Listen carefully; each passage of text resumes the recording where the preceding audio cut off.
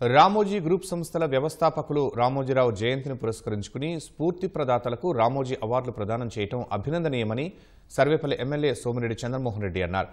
సారా నిషేధ ఉద్యమంలో రామోజీరావు కీలక పాత్ర పోషించారని గుర్తు చేశారు.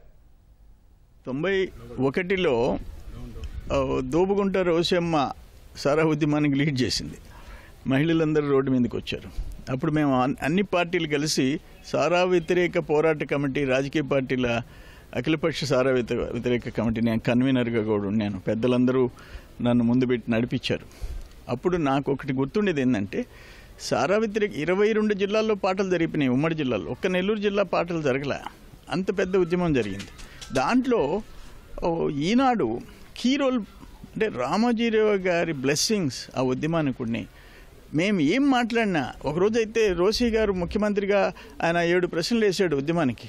నేను తిరిగి 7 ప్రశ్నలు వేస్తే ఆ 2 బ్లాక్స్ కట్టేసినారు. స్టేట్ లెవెల్లో నెల్లూరులో జరిగే ప్రతి ఇన్సిడెంటు రాష్ట్రంలో ఉండే పేజీ, స్టేట్ పేజీలో పబ్లిష్ అయ్యేవి. అందుకని మాకు ఒక సపోర్ట్ వచ్చింది, మారల్ సపోర్ట్. ఎన్టీ రామారావు గారు దాన్ని చూసే వచ్చి నెల్లూరులో బహిరంగ సభ పెట్టి నేను అధికారంకి వస్తే 1 అవర్లో ఫస్ట్ నేను ప్రమాణ స్వీకారం చేయగానే సారా నిషేధిస్తాను, మద్యపానం కూడా నిషేధిస్తాను. ఆ దెబ్బతో కూడా విజయభాస్కర్ రెడ్డి, కోట్ల విజయభాస్కర్ రెడ్డి కొద్ది నెలల్లోనే సారా నిషేధం ప్రకటించాడు. ఈ రాష్ట్రంలో ఆ రోజు సారా నిషేధం అమలైందేనంటే that is because of Ramoji Rao గారి సపోర్టు. ఆయనైతే మర్చిపోలేను.